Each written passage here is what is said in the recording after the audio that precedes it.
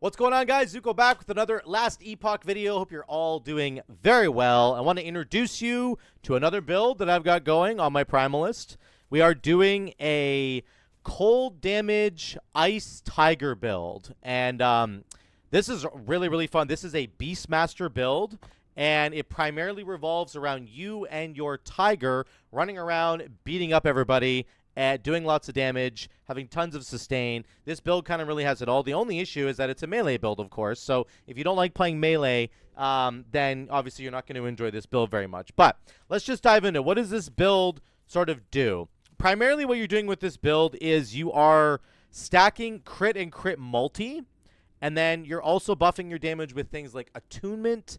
I'll talk about the attunement scaling in a second, but in the end game, you're looking for like crit and crit multi. That's is what's gonna scale your build. Let me just show you really quickly here. I'll move my camera over so that we're not in the way of all the stats.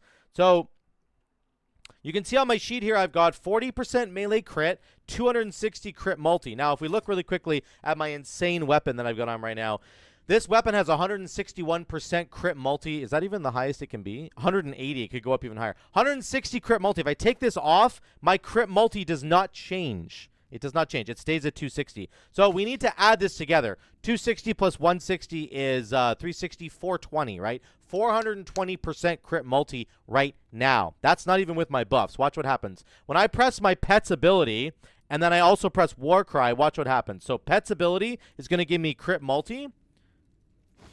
320, and then my crit chance is 94. 94 and then 320.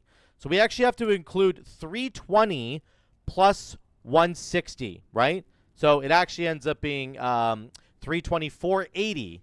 We're at 480% crit multi. We're basically at 500%, okay? My hits and his hits are hitting for 500% crit multi.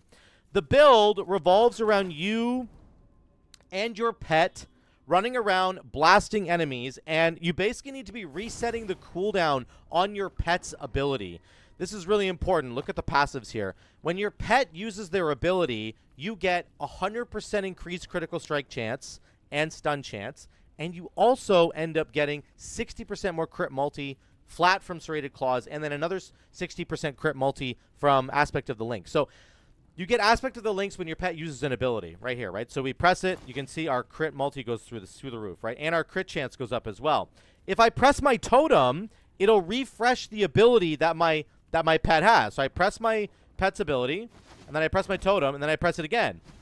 I do it again. Oh, we're getting attacked by something, of course. Oh my god, we almost died. So that's how this build ends up working. We run in, we're going to Warcry, and then we're at 94% crit, and our crit multi is through the roof. I just leaped 1 meter there.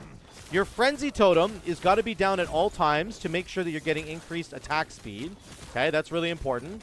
And your combo essentially is Totem. You want your Totem down, you want to use your pet ability, and then you want to Warcry. And then you're at full crit chance, and you're at crazy crit multi.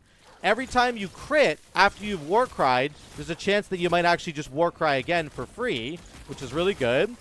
And you do insane amounts of damage with your crits. This is a level 90 area that I'm in right now, and we're just smashing. I'm just going to let my pet go to wild here. Watch my pet damage. He has his spirits up.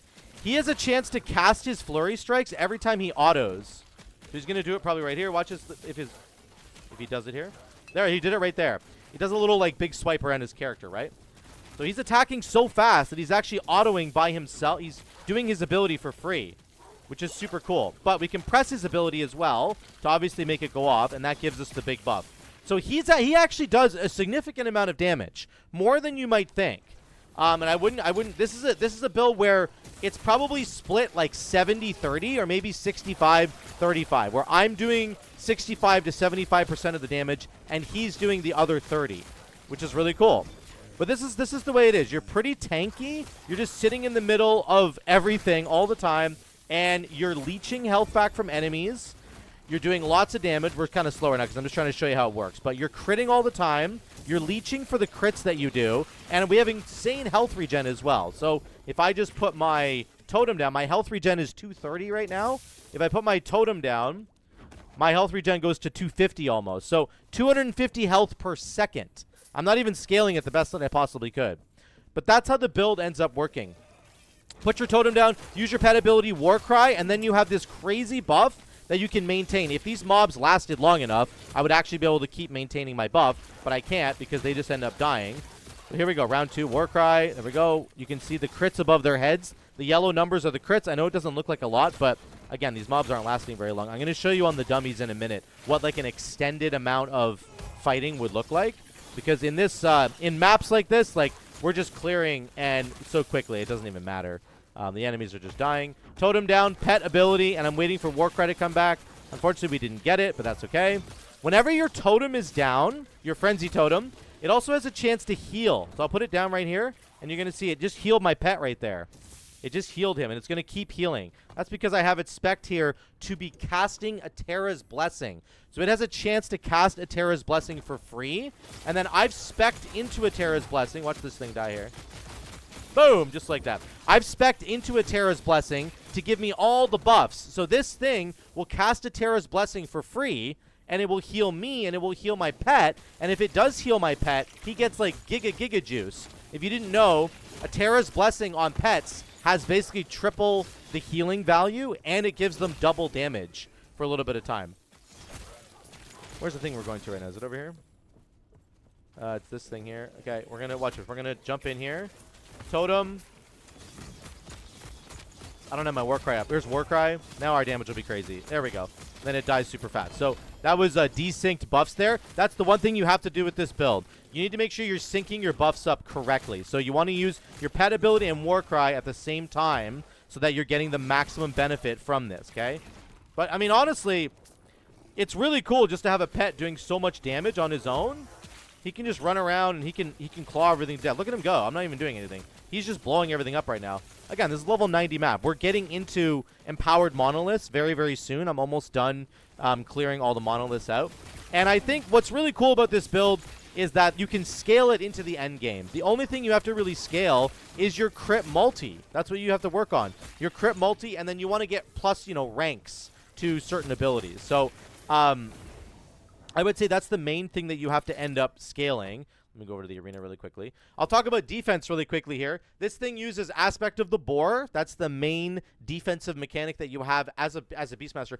Primalist has pretty bad defensive capability, except when they're in transformed states. Druids have, like, insane amounts of tankiness, whether you're a werebear or a Spriggan. So when you're a regular old Primalist dude like I am, and you're never going to transform, you need to invest into Aspect of the Boar. This is the main Beastmaster defensive tool. You get 15% damage reduction when you're hit. It actually goes up to 30% damage reduction because of Porcine Construction. And then I actually took this node. I was hesitant to take this node for a while, but I actually think it's really important.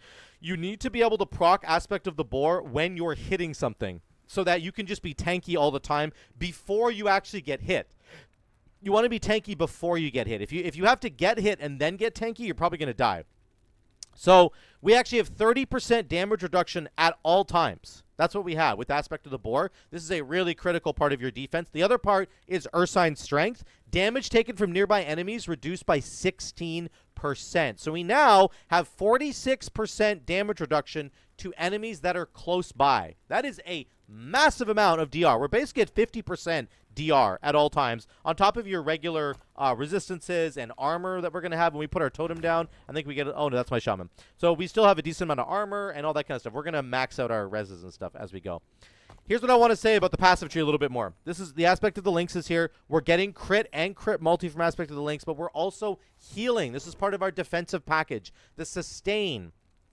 When we have Aspect of the Lynx up, which is all the time, because we're resetting the cooldown on our pet's ability, we are getting damage leached from our crits, so 9%, which is really insane. We also have leech over here. We also have leech over here, which I can invest a little bit more into if I wanted to. And then we also have the health per second, which is insane. 250 health per second is really, really good. I'm going to keep getting more max health. I could have went into endurance, but I decided to go health regen with this build just to see what it was like. And so far, it has not disappointed me whatsoever. Combining leech with health regen is just really, really nice. You might say, well, Zuko, why do you have both? Why not just have leech or health regen? You want both because some boss fights require you to get out of melee. There's just no way to actually hit the boss for like extended periods of time, and that can mean that you end up dying because you're not able to leech. So you want to really have both, in my opinion.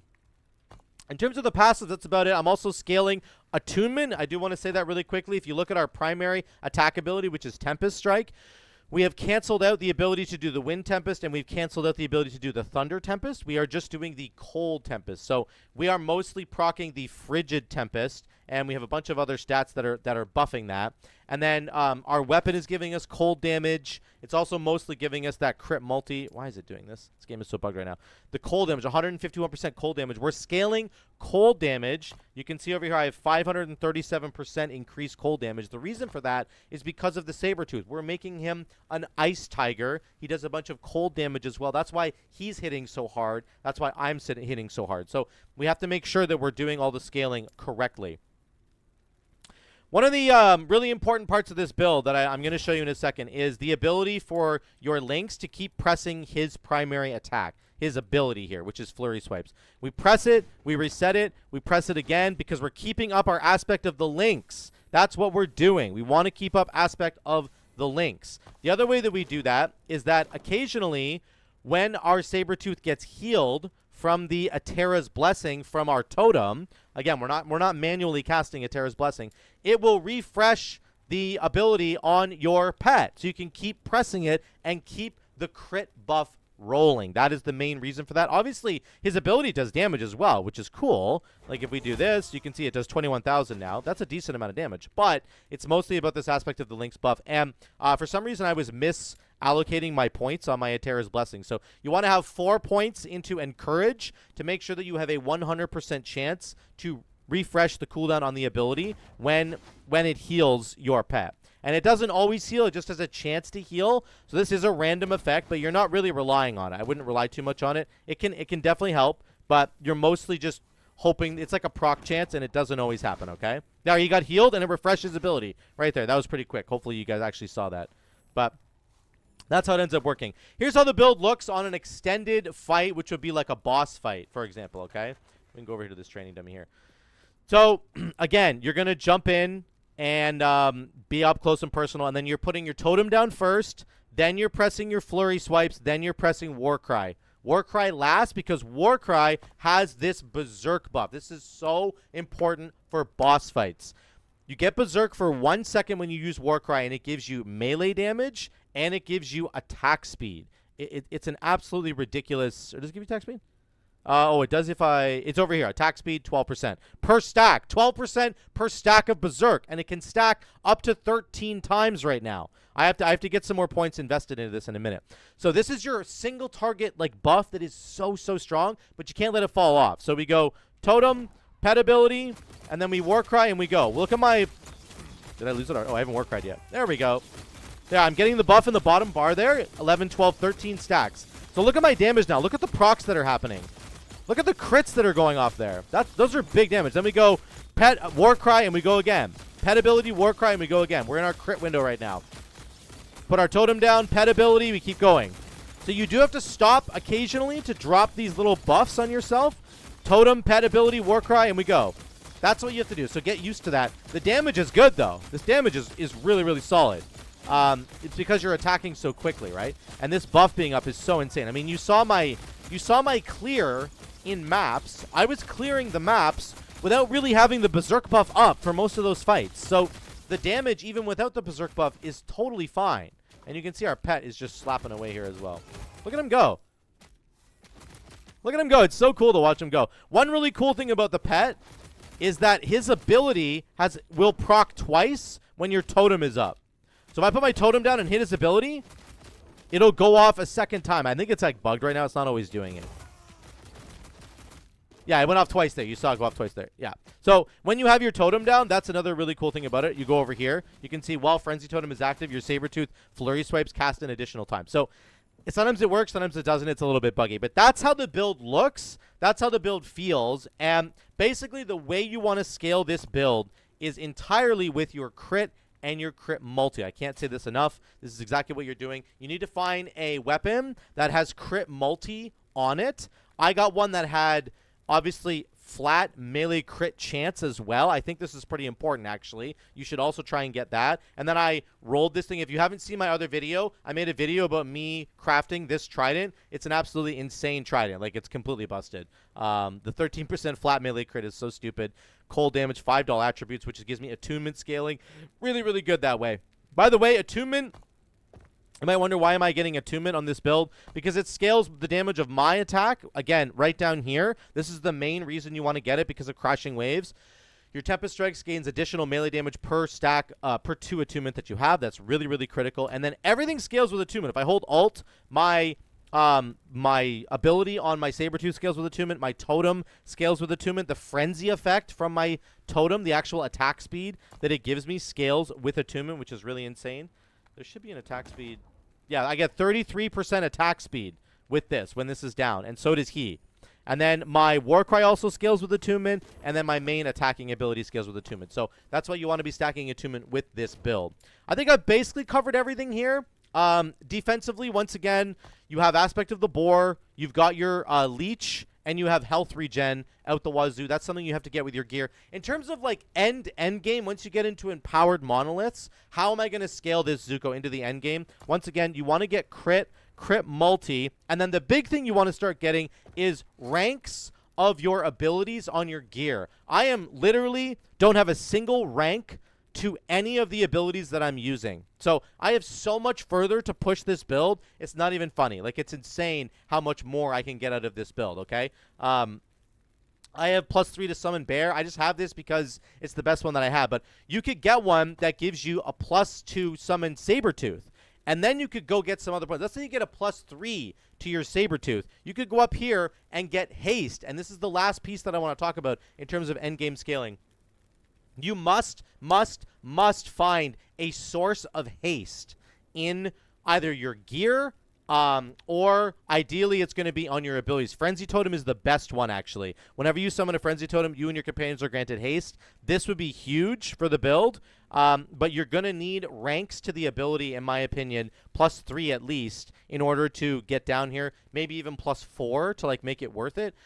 The Summon Sabertooth one could be much, much easier to get, because you could get rid of Icebringer. I don't think you actually need this at all. You could get rid of this, and then you could get a +3 on your helmet, and then you have 4 ranks to play with, and you go 1, 2, 3, 4, and then you get haste every single time he leaps. So that's the final way to scale your build, is to get rank ups to either Sabertooth, your totem, or Warcry. Getting ranks to your primary ability doesn't actually really scale anything for you. I wouldn't worry about it at all. This is just how you want to build it, but you don't need any ranks to it.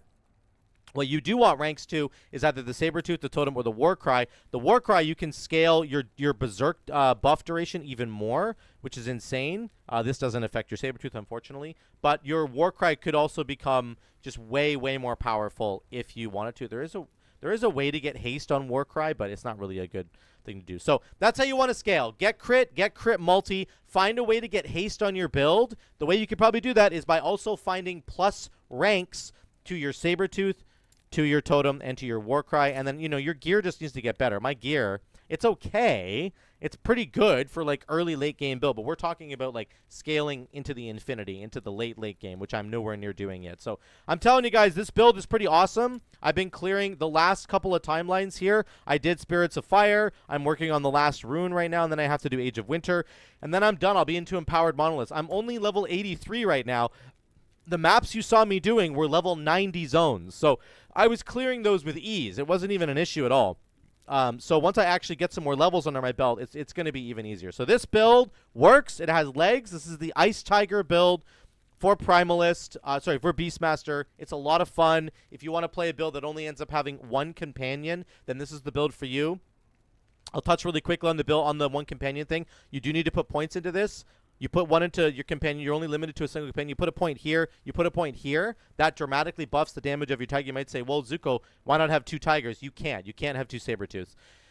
There's no legendary, no unique in the game right now that lets you have more than 1 tiger. So you have to go with 1 tiger, and that's fine. You can buff his damage. He does crazy, crazy damage on his own. But mostly he's just a buffing tool for you to get your crit and your crit multi, of course, through the roof here, right? So that's how that ends up working. So that's the build in a nutshell. Let me know what you guys think in the comments down below. If you want to know how the build kind of works, like if you really want me to give you all of the talents and stuff onto like max roll or something, I'm going to look into how to do that. I don't know how to do that myself, so it's something that I'm going to have to work on. But if you guys really want that, let me know in the comments down below. If you want to try my build, it's a lot of fun. I promise you, you'll have a lot of fun as well.